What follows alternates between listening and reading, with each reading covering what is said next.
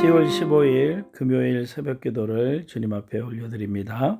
오늘 말씀은 욥기서 8장 1절에서 7절 말씀입니다. 함께 봉독하며 나갑니다. 수아 사람 빌닷이 대답하여 이르되 내가 어느 때까지 이런 말을 하겠으며 어느 때까지 내 입의 말이 거센 바람과 같겠는가. 하나님이 어찌 정의를 굳게 하시겠으며 전능하신 이가 어찌 공의를 굽게 하시겠는가. 내 자녀들이 주께 죄를 지었으므로 주께서 그들을 그 죄에 버려두셨나니 내가 만일 하나님을 찾으며 전능하신 이에게 간구하고 또 청결하고 정직하면 반드시 너를 돌아보시고 내 의로운 처소를 평안하게 하실 것이라. 내 시작은 미약하였으나 내 나중은 심히 창대하리라. 아멘. 주신 말씀 생각하며 또 함께 묵상하며 나가기를 원합니다. 다 같이 묵상하겠습니다.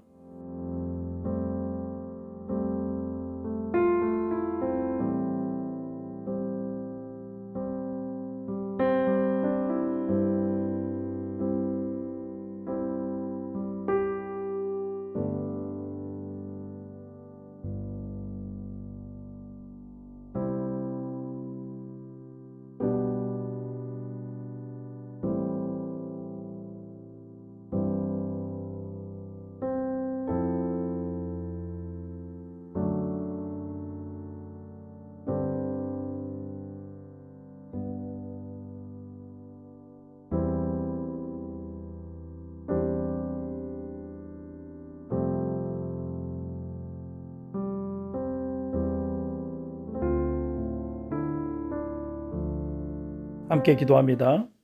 사랑의 하나님 감사합니다. 한 주간의 삶 가운데도 저희들이 주님 안에 거하기 위해 몸부림치며 살아갈 수 있도록 인도하여 주신 것 감사합니다. 오늘 이렇게 또 주님 앞에 나와 하루를 기도하며 나갑니다. 오늘 이 하루도 하나님 은혜 안에 거할 수 있도록 주님 인도하여 주시고 많은 이들에게 선을 행하며 살아갈 수 있는 우리들의 모습이 될 수 있도록 주님 인도하여 주시옵소서. 감사합니다. 예수님 이름으로 기도드리옵나이다. 아멘. 의인은 당연히 하나님께 복을 받는 사람입니다. 예수 그리스도를 구주로 믿어 의인이라 칭함을 받는 자가 하나님의 통치를 받고 주의 법을 따라 살면 그에게는 하나님 나라가 보장되어 있습니다. 그러므로 그는 큰 복을 받는 사람입니다. 반대로 악인의 삶은 어떻습니까? 악인의 끝은 죽음입니다. 악인은 구원을 받지 못합니다. 영원한 고통으로 돌아가게 되어 있습니다.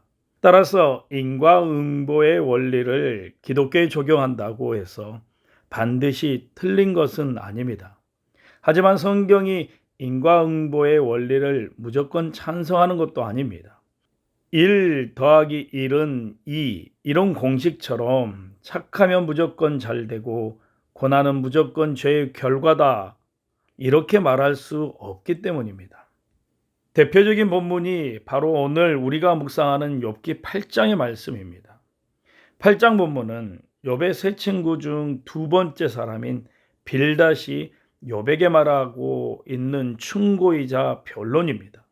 빌닷은 엘리바스와 욥의 대화를 옆에서 지켜보며 속에서 부하가 끓어오른 듯하게 보입니다. 빌닷도 엘리바스처럼 인과응보와 자업자득의 가치관으로 욥을 바라보고 있기 때문입니다. 그래서인지 그는 엘리바스보다 훨씬 더 거친 표현으로 욥을 공격하고 있습니다. 오늘 1절에서 3절의 말씀이 이렇게 말합니다. 수아 사람 빌닷이 대답하여 이르되 내가 어느 때까지 이런 말을 하겠으며 어느 때까지 내 입의 말이 거센 바람과 같겠는가. 하나님이 어찌 정의를 굳게 하시겠으며 전능하신 이가 어찌 공의를 굽게 하시겠는가 라고 말합니다. 빌닷은 욥이 엘리바스에게 하는 말을 듣고서 시끄럽다. 말같이 않는 소리 하지 마. 내가 아무런 잘못을 하지 않았는데도 하나님께서 이렇게 행하셨다고? 그렇다면 하나님이 틀렸단 말이야 라고 하는 것과 같습니다. 정의를 곱게 한다라는 이 표현은 상업용으로도 사용이 되는데, 상인이 더 많은 이익을 남기기 위해서 저울을 속일 때 사용하는 표현이었습니다. 즉 빌닷의 말은 내 죄가 1g 정도밖에 되지 않는데 하나님께서 내 죄가 1톤이라고 저울을 속여서 벌을 줌으로써 내가 이 일을 당했다라는 말이냐? 하나님을 결코 그런 분이 아니시다라고 말하고 있는 거예요. 내가 벌을 받을 만한 짓을 했기 때문이다라고 말하는 것과 흡사합니다. 물론 하나님은 공의로우시고 불의가 없으시는 분이십니다. 또한 하나님은 평가하시는 분이시고 상을 주시는 분이 틀림이 없으십니다. 하지만 이 빌닷의 말은 옳지 않습니다. 거기에서 그치지 않고 욥의 가슴에 비수를 꽂고 있는 이 친구의 모습을 보십시오. 4절에서 6절의 말씀은 이렇게 말합니다. 내 자녀들이 주께 죄를 지었으므로 주께서 그들을 그 죄에 버려두셨다니 내가 만일 하나님을 찾으며 전능하신 이에게 간구하고 또 청결하고 정직하면 반드시 너를 돌보시고 내 의로운 처소를 평안하게 하실 것이다 라고 말합니다. 빌닷은 욥의 자녀들도 죄를 지었기 때문에 그 죄에 버려두셨다라고 말하고 있는 겁니다. 즉 욥의 자녀들이 죄를 지어서 죽음을 당하게 된다는 것입니다. 정말 잔인하고 무서운 말 아닙니까? 하다못해 내 아이가 다쳤는데 옆에 사람들이 다친 이유가 너가 죄가 많고 아이들도 죄를 지었기 때문에 다쳤다라고 얘기한다면 얼마나 화가 나겠습니까? 철천지 원수에게나 할 법한 독설을 빌닷은 친구에게 쏘아 부었습니다. 왜 이렇게 잔인한 말을 했을까요? 오만하고 불경한 욥을 꺾어 고분고분하게 만들기 위해서였습니다. 자기가 옳다고 믿는 바를 욥도 인정하고 따르기를 원했기 때문이다라는 거죠. 우리가 신앙생활을 하다 보면 주변에 믿음이 좋다고 하는 사람들이 다른 사람들에게 깊은 상처를 주는 경우를 봅니다. 상대방의 아픔이나 상황을 헤아려지 않고 신앙이라는 잣대를 사정없이 들이대는 경우들이 많다라는 거죠. 판단과 정죄의 언어는 우리의 것이 아닙니다.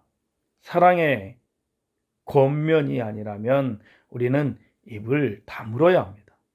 잔인한 말로 욥을 궁지에 몰아붙인 빌닷은 이제 어조를 바꾸어 회유하기 시작합니다. 하나님을 향한 원망을 그치고 하나님께 간구하고 죄에서 돌이키면 하나님이 그를 돌아보시고 평강을 주실 것이다 라고 권고하고 있는 것이죠. 오늘 6절입니다. 또 청결하고 정직하면 하나님께서 내 의로운 처소를 평안하게 하실 것이다 라는 이 빌닷의 말은 내가 깨끗해지고 정직해지면 하나님께서 너를 돌보아 주셔서 내 벌레의 목장을 온전하게 해주실 것이다. 내 벌레의 재산을 되찾게 해줄 것이다 라는 의미입니다. 또 계속적으로 이 7절의 말씀을 통해 이렇게 말합니다. 내 시작은 미약하였으나 내 나중은 심히 창대하리라 라고 말하고 있습니다. 이 말씀은 욥기에서 가장 유명한 말씀 중에 하나입니다. 그리고 이 말씀이 가장 많이 걸려있는 곳은 그리스도인들이 운영하는 식당을 비롯한 가게들입니다. 그러나 이 말씀의 의미는 지금 시작하는 가게가 작고 소규모일지라도 나중에는 체인점을 많이 가진 식품회사나 큰 기업이 되리라는 것이 아닙니다. 아마도 이 말씀으로 현판을 걸어놓은 이유에 거의 대부분이 경제적인 이유 때문일 것입니다. 하지만 이 말씀은 내게 능력 주시는 자 안에서 내가 모든 것을 할 수 있느니라라는 빌립보서 4장 13절과 더불어 성경에서 가장 오용되는 말씀 가운데 하나다라는 거죠. 이 말씀은 하나님께서 욥에게 하신 말씀도 아니고 욥의 말도 아닙니다. 빌닷의 말입니다. 욥을 위로하기 위해서 왔던 엘리바스와 빌닷, 소발의 말은 틀렸다가 전체 욥기가 말하고 있는 내용입니다. 1장에서 살펴본 바와 같이 경제적으로 보면 욥의 시작은 결코 미약하지 않았습니다. 그에게는 양이 7,000마리, 낙타가 3,000마리, 소가 500결이, 암나귀가 500마리였었고 종들도 너무나 많이 있었습니다. 욥이 동방 사람 중에 가장 훌륭한 사람이었습니다. 개역 한글 성경에서는 동방 사람 중에 가장 훌륭한 사람, 바로 동방 사람 중에 가장 큰 자라고 되어 있습니다. 동방에서 가장 큰 부자였다라는 거죠. 당시에 욥보다 더 큰 부자는 임금을 제외하면 거의 없었을 것입니다. 욥은 시작할 때에 경제적으로는 이미 창대했던 사람입니다. 빌닷이 말한 이 말의 의미는, 빌닷은 욥의 회개를 전제로 너와 내 자녀들이 죄를 지어서 이렇게 쫄딱 망하지 않았느냐, 이렇게 망하게 된 것이 죄 때문임을 인정해라. 그것을 인정하게 되면 혹 아냐?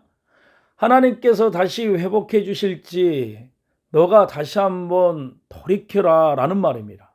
그러니까 미약은 돈이 없는 가난한 상태가 아니라 지은 죄로 인해서 처참하게 된 상태, 모든 가축이 없어짐은 물론 자녀들도 다 죽고 온몸에 악한 종양이 뒤덮은 상태를 뜻하는 말입니다. 회복의 전제 조건이 욥이 철저히 회개하고 죄의 길에서 떠나 청결하고 정직하게 살아가는 것이기 때문입니다. 빨리 죄를 인정하고 더 이상 원망하거나 불평하지 말고 자기들의 말을 듣고 불경한 태도를 바꾸라라는 말입니다. 자신들의 말을 들어야 회복할 수 있다라는 뜻인 것이죠. 이러한 공고의 배경에는 욥이 크게 잘못하고 있고 자신들이 전적으로 옳다라는 확신이 자리 잡고 있기 때문입니다. 그런데 빌닷의 이 말은 우리에게 너무나 익숙한 말이 아닙니까? 우리도 이런 종류의 권면을 너무나 자주 건네기 때문입니다. 아파하는 이들 보고 또 하나님 앞에 기도하는 이들을 보면서 우리는 어떻게 권면합니까? 걱정하지 말고 하나님께 기도하면 응답해 주실 것입니다 라고 말합니다. 또 어쩔 때는 신앙생활 잘하면 하나님이 지켜주십니다 라고 얘기를 하고, 지금은 어렵더라도 믿음을 잃지 마십시오 라고도 얘기를 합니다. 또 하나님이 기적을 일으켜 주실 것입니다 라고 얘기도 합니다. 물론 모두 맞는 말이지만 상대방의 상황과 마음을 헤아리지 않는 채 이렇게 권면하는 것은 공허한 가르침이나 훈계가 될 수밖에 없다라는 거죠. 신앙생활을 열심히 하는 사람일수록, 경건하게 살려고 노력하는 사람일수록 다른 사람을 판단하고 정죄하고 훈계하는 태도를 보이기가 너무나 쉽다라는 거죠. 바로 자신의 얄팍한 성경 지식으로 또 자신이 갖고 있는 신념으로 하나님의 마음이다라고 많은 사람들에게 아픔을 안겨주고 있다는 거죠. 성경 지식이 많으면 사람들을 가르치고 고치려 하기가 너무나 쉽습니다. 엄정한 잣대는 다른 사람이 아니라 자신을 향해야 합니다. 우리의 권면이나 훈계가 누군가를 무너뜨리는 무기가 되지 않도록 우리 또한 늘 신중하며 기도하며 겸손할 줄 알아야 합니다. 우리 주변에 고난당하고 있는 성도가 있다면 그의 고통에 공감하며 그의 말을 주의 깊게 경청할 수 있는 우리들이 되어야 합니다. 내가 알고 있는 것의 근거에 섣불리 판단하지 말고 상대방을 배려하고 사려 깊게 생각해 언행을 절제함으로 연약하고 상처 입은 성도들을 위로하는 지혜로운 사람이 되어야 한다는 거죠. 아직도 코로나로 인해 많은 가정과 개인들이 힘들어하고 있습니다. 우리 주변에 가까운 이웃들 중에서도, 우리가 후원하는 선교사님들 중에서도 예외는 아닐 것입니다. 이럴 때 우리는 고난 속에 있는 자들을 돌아봐야 합니다. 빌닷의 관점이 아니라 하나님의 관점으로 그들을 찾아야 합니다. 인과응보의 잣대로 손가락을 내미는 것이 아니라 사랑함으로 팔을 뻗어야 합니다. 그러므로 오늘 이 하루를 살아가며 고난 속에 있는 자들을 찾고 사랑으로 안아주는 우리가 되기를 주님의 이름으로 소원합니다. 다 같이 함께 기도하며 나갑니다. 그리스도인들에게 고난은 죄의 결과일 수도 있지만 아닐 수도 있습니다. 모든 고난을 죄악의 결과로만 이해하는 것은 하나님을 전혀 모르는 것이며 인간의 교만입니다. 그러므로 고난이 찾아오면 찾아올수록 우리는 주께 더 민감하게 반응해야 합니다. 이것이 원인이 무엇인지를 알기 위해 더 하나님과 친밀함을 유지해야 한다는 거죠. 그러므로 오늘 말씀을 생각하며 고난 속에 있는 자들에게 인과응보가 아닌 그리스도의 사랑으로 다가가는 우리가 될 수 있도록 함께 기도하며 나가기를 원합니다. 다 같이 기도하겠습니다.